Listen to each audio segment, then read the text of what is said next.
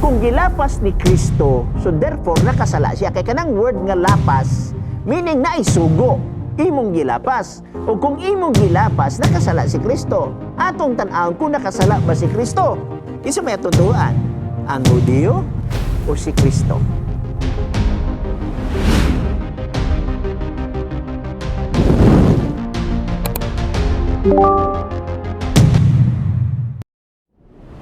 So may atong concern. Katumutong di kapaluap lang matuntuhan di isgutan nimo nga mga tung sa Lucas 4:16. Okay. Tama. Katong niagi na itong broadcast. Okay. Sige John. Kaning di mo naman to sa explicar nga kuha lang iklaro to kanina pong niya sa Juan 5 18? Juan Kapitulo 5 versikulo 17 O 18? ngadto sa 19. Okay, go. Nagingon man ni dinhi pastor bahin na kini sa adlaw nga Sabado. Nagingon man diri nga dili lang kay pot bato nila si Jesus, Okay. kung dili patyon gyud. Buot nilang patyon si Jesus kay di supak niya ngadlang Sabado. Okay. Ug nagpakadios pagisa grasya nagingon na anak sa Dios ato pa. Duha ka kaso yung giatubang nga ni pastor kining pagsupak sa adlaw Sabado ug sa ang nagpagkadiyo siya. Pero nila ta sa pagsupak niya sa adlaw Sabado gusto na mo nga i-clarify nimo nga mura man sa mua lang dring pagtimbang-timbang ganang mag Bible study ni. Okay. Mura man akong mga silingan mura man og nahimong kaaway ni Kristo ang mga Sabbath keeper atong panahon na ani nga maong bersikulo. Okay. Sama sa gibuhat sa katong Lucas 4:16. Okay. Wala nga nagutana namin ni mo pastor kung So, buat lang mo nga paminaw ng imong tubag aron nga kapag manandong pud may kun unta gyud naglibog mo kami sa kaning isde o sa Biblia kay damang ko dire mura man og ang kontra ni Kristo kini mga Sabbath keeper. So, para na pastor kung among gusto i-clarify. okay, so nalibog kas mga isday og sa Biblia. Actually, dili ni siya nga ikalibog igsoon. Ingani, ang mga pangatarungan sa uban nga against sa adlong ipagpahulay, nagunahuna sila nga pag-ingon gani gilapas ni Kristo ang adlong ipagpahulay, ang nagsulti si Juan. Okay, si Juan usa ka disipulos, meaning to say, gikan sa Dios. So therefore, ang Dios nag-ingon nga si Kristo gisupak niya ang adlong pagpahulay. Okay, mo nay logic sa uban. Nga pangutana mo ni. Akong na iagi na kog rhetorical question, dili na kinahanglan tubagon nimo. Ang punto mo ni, kung gilapas ni Kristo, so therefore nakasala siya. Kay kanang word nga lapas, meaning na isugo, imong gilapas. O kung imong gilapas, nakasala si Kristo. Atong tan-awon kung nakasala ba si Kristo. Okay? Unang Pedro, Kapitulo 2, versikulo 22. Aron mahimuan nato kung tinuod ba gyud nga gilapas ni Kristo aso sa atos ang ihaom sa balaan nga kasulatan. Okay? 2:22. Atong tanawon ang mao nga pagkasulat dinhi sa mao nga balaan nga kasulatan. Okay? Siya walay nahimo nga pagpakasala, walay hingkaplagan limbong diha sa iyang baba. So therefore, nagbangga ang duha ka bersikulo. Nga usa ka bersikulo nagingon, gilapas ni Kristo, ug si Kristo gid mismo nagingon nga wala. Si Pedro gid mismo nagingon nga wala makasala si Kristo. Walay lama diya sa iyang baba. So nanay testimony ni Pedro, adto ta sa testimony ni Jesus Christ gid mismo. Okay? Mateo Kapitulo 5, versikulo 17 og 18. Aron makita na to. 5, 17 og 18. Matud pa niya diri. Okay? Akong basahon ang mao nga bersikulo. Ayaw ka mo pagunahuna nga mianhi ako aron sa pagbungkag sa kasuguan o sa mga propeta. Ako mianhi dili sa pagbungkag kundi sa pagtuman niini. O sa ingon ni Jesus Christ, wala ako muanhi aron sa pagbungkag sa kasuguan. Mianhi ako dili sa pagbungkag apan sa pagtuman niini. So duha na ka bersikulo, si Pedro nagingon nga wala walay sala si Kristo, si Jesus Christ nagingon, wala pumianhi aron sa pagbungkag niini. Gani ningon pag yun si Jesus Christ sa Juan 15:10 nga iyang gituman ang kasuguan niya ng mga puntuha. 15:10 nagingon, no? Ato ni tagsa-tagsaon aron atong masabdan. Kung tumano ninyo ang akong mga sugo, magapabiling kamo sa akong gugma. Maingon nga gituman ko ang mga sugo sa akong amahan og nagpabilin ako sa iyang gugma. Imo makita nga nagtuman siya sa kasuguan. Wa siya gilapas. Napangutana mo ni, murag nag-away sa panahon din sa libro kang Juan. Atong husayon, okay? Husayon na to. Okay, ang Juan 5, versikulo 18, dili si Juan ang nagsulti nga gilapas ni Kristo ang mao nga adlaw yung pagpahulay. Dili si Juan. Igo lang si Juan nag-record sa akusasyon sa Hudiyo. Atong basahon sa pagbalik, ha? Basahon na to ang mao nga Juan kapitulo 5, versikulo 17. Apan si Jesus mitubag kanila, ang akong amahan nagapadayon sa pagbuhat bisan hangtod karon og ako nagabuhat sa ingon. 18. Og mao kini ang hinungdan ngano nga misamot pa ang tinguha sa mga Hudiyo. Kinsan tawhanan gisgutan? Hudiyo. Mao kini ang hinungdan nga mga misamot pa ang tinguha sa mga Hudiyo sa pagpatay kaniya, dili lamang tungod kay gilapas niya ang adlaw ipagpahulay, kundi tungod usab ang Dios iya manggitawag nga iyang kagalingong amahan. Gi-record ni Juan ang kasuko sa Hudiyo. Gi-record ni Juan ang akusasyon sa mga Hudiyo. Na kung i-record ni Juan, sa apil lugar si Juan yan na. Pananglitan, ang judge nag-record sa sala sa mong tao. Apil ba ang judge niya na? Dili. Igo lang naghisgot ang judge sa mao nga record. Igo lang naghisgot si Juan sa mga kasuko sa Hudiyo. Dili gyud si Juan ang nagsulti nga gilapas ni Kristo. Na? Basahon ko sa pagbalik aron tin-aw yun. Og mao kini ang hinungdan mao kini ang hinungdan ngano nga misamot pa ang tinguha sa mga Hudiyo sa pagpatay kaniya. Imo makita nga ang gisgutan dinhi nga nasuko ang Hudiyo. Ang pangutanan nimo ni, kinsa may tuntuan? Ang Hudiyo o si Kristo? Remember, bago biya nagsulti si Juan, gibasa nako 15:10. Bago girecord ni Juan, ha? Si Juan ang nag-record sa gisulti ni Kristo. Matod pa niya ni Juan din eh. Okay? Ato bago pa maging nato gibasa igsoon, kung tumano ninyo ang akong mga sugo, magapabiling kamo sa akong gugma, maingon nga gituman ko ang mga sugo sa akong amahan. Kisa na si Kristo, gituman niya ang sugo. How come nga nung atong akusahan si Jesus Christ nga gilapas niya ang alay pagpaulay? Wala niya gilapas.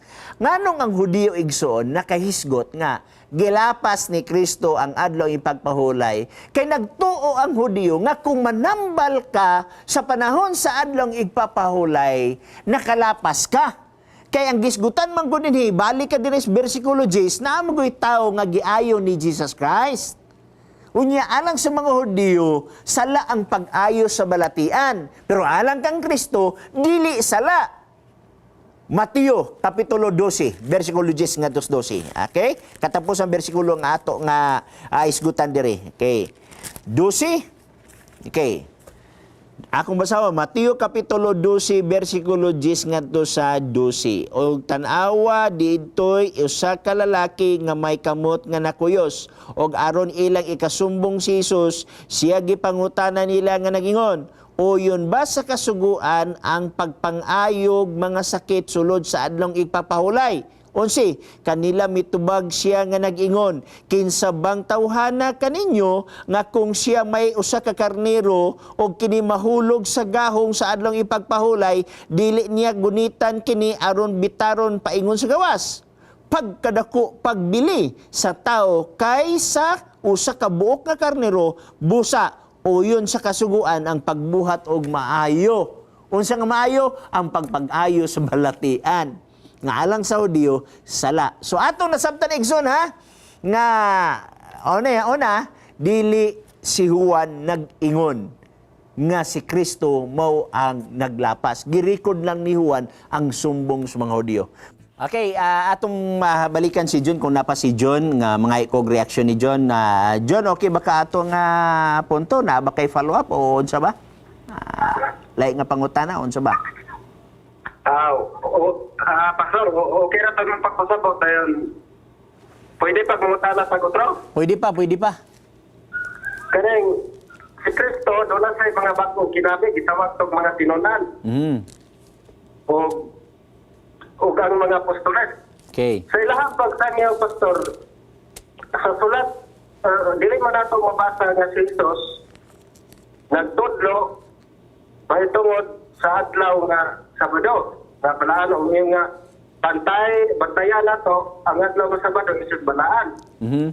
Walay akong unang pangutanay kadua, ang mga apostoles, silang San Pedro, San Pablo, Santiago, sa ilang mga sinulat, Pastor, ilang magigiyaan ang pagpanudlo sa mahitungod sa pagbalaan sa adlaw ng Sabado. Ito man ay, Pastor, na mura magdili sila cancer sa adlaw ng Sabado.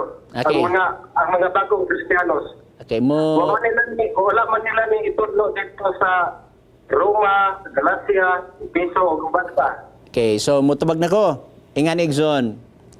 Ang imo panguna pangutana nganong wala magingon si Jesus Christ nga may tungod sa adlaw ipagpahulay. Actually naa siya tambag ana igsoon.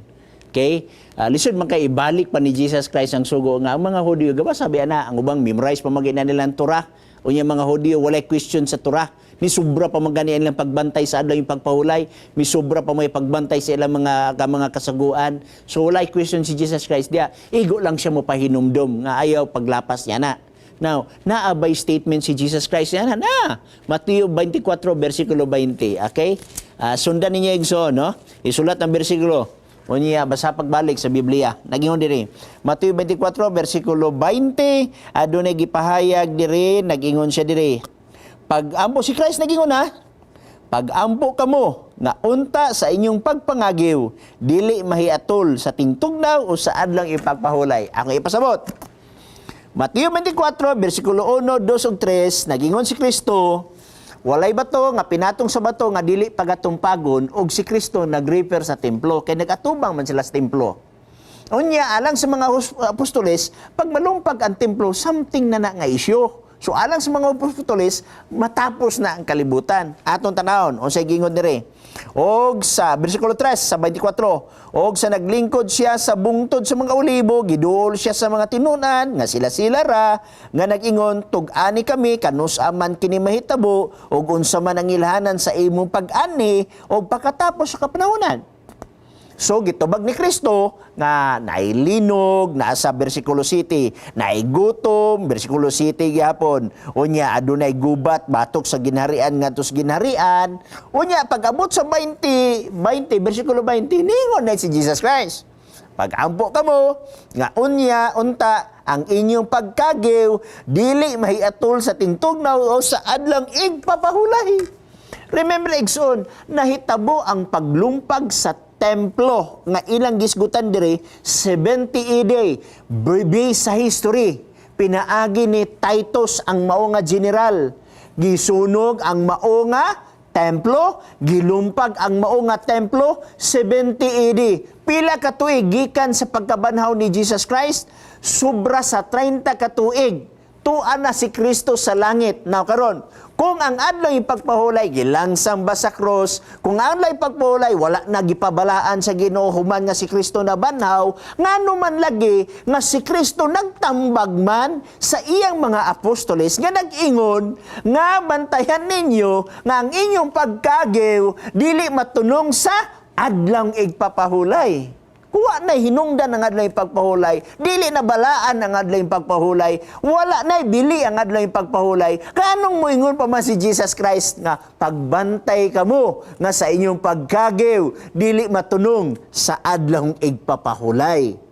Ikaduha nga punto, kung nahibaw-an pa sa mga apostoles nga wala na bili ang adlaw ipagpahulay, nganong si Pablo nagbatasan mangyapon ini?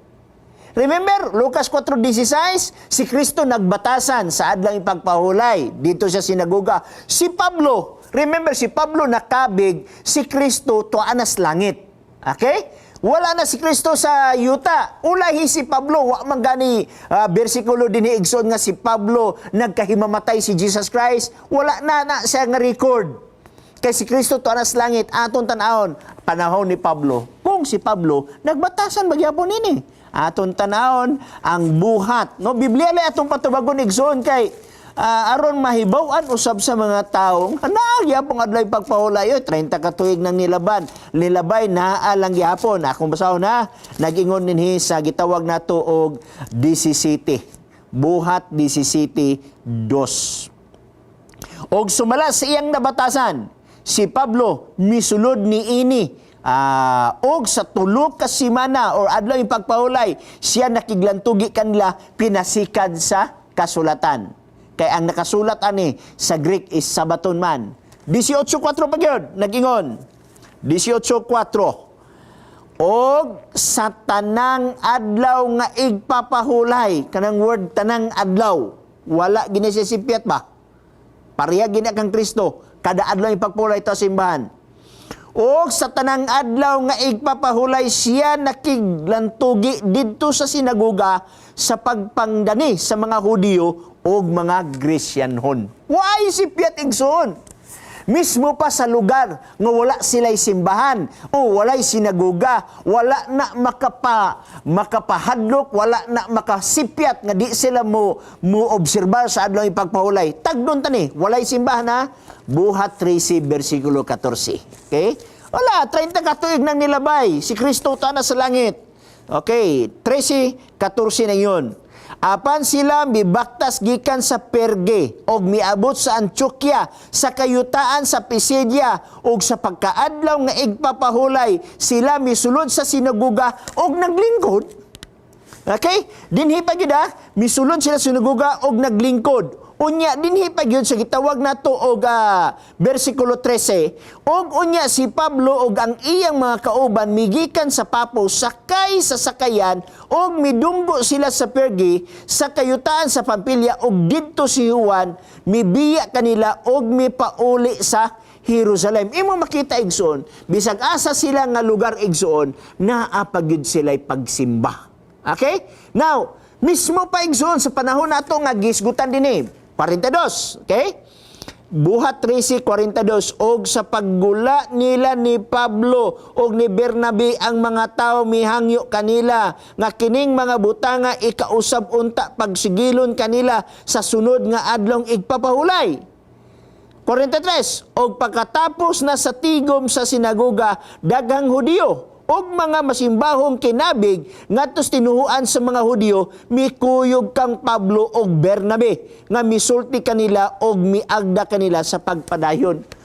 Imo makita hapit tibuok gani nga syudad igsoon na apil niini. No kana imong giingon nga si Santiago wala na wala na magtagad niya ng adlaw ipagpahulay. Igsoon, wa gitay mabasa na igsoon. Wa tay mabasa sa libro ni Santiago nga wala na ng adlaw yung pagpahulay. Mismo sa bisag asa dinhi sa New Testament. Mabita ako na tingnan na wa tay mabasa nga ang adlaw ipagpahulay gipaundang na. Gitawag nato og gi-abrogate na. Wa gitay mabasa niya na igsoon. Okay? So balik ni igsoon kung nakay follow up. Ang ako lang follow up pastor kinabang isugo man sila ni Jesus sa pagpanudlo sa mga nasod. Inya, ang mga sulat ni San Pablo, bato sa mga pinana taga Roma, Galacia, sa Asia Minor, mga sulat ni San Pedro o may Santiago, katong ilahang mga sinulat ni Juan, kadabang wala magin nila itudlo nga atong ampingan ang adlaw nga Sabado, ato ang pahulayan ng adlaw nga Sabado. Nga naman pastor? Na, oy. Na, igsoon. Okay? Atong tanawon ni igsoon O ikaduhang Timoteo 3:16, ang tibuok na kasulatan, kanang word nga tibuok na kasulatan sa pagsulti ni Pablo, buhi pa siya. Wala pa matigom ang New Testament. Ang kasulatan nga usa nga gi-refer ni Pablo ang Old Testament. Og diya sa Old Testament na ang napulo ka sugo. Og niingon si Pablo, ang tibuok nga kasulatan gituga sa Dios og may kapuslanan alang sa pagpanudlo, alang sa pagpamadlong, alang sa pagtulid, alang sa pagmatutus, pagkamatarong. Aron ang tao sa Dios mahingpit, masinangkapan. Nganong masinangkapan siya? Gigamit ang kasulatan. Ikaduha pagiligson. Unang Timoteo kapitulo 6 bersikulo 14. Imong makita unsay gingon ni sa balaang kasulatan. 6:14. Ako magatugon kanimo nga imong bantayan ang sugo nga mahigawas kini sa buling og mahigawas sa pagsaway hangtod sa pagtungha ni Hesukristo. Ang adlaw ipagpulay sugo baya na. Unya, wala pa biya matigom ang New Testament aning panahon sa pagsulti ni Timoteo. Pero ingon si Timoteo nga, ako magatugon kanimo nga imong bantayan ang sugo nga mahigawas kini sa buling, mahigawas sa mga pagsaway hangtod sa pagtungha sa atong Ginoong Hesus. Mo ni sulti ni Pablo.